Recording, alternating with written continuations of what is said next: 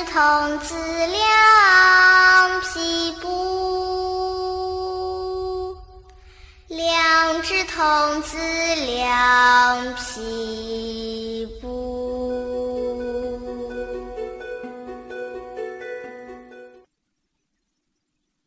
黄道婆用一生的精力创造了世界上最先进的纺织工具。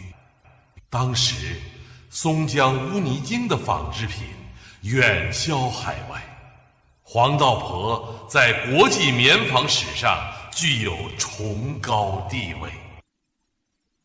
公元1330年，世界文明史上第一位杰出的棉纺之家黄道婆逝世，享年85岁。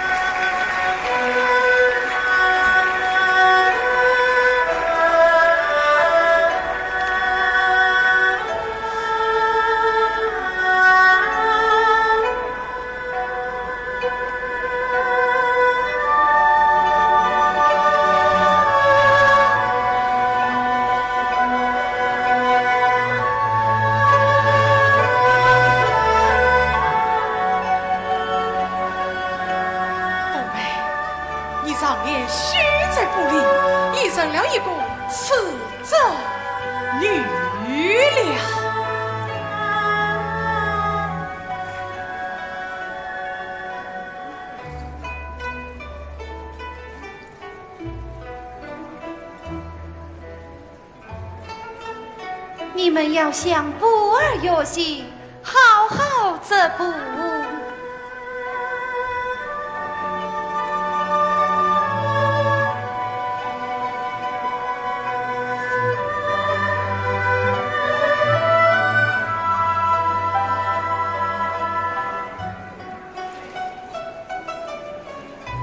布儿，过来，你织布的技术已过关了。来，我来教你要织棉机吧。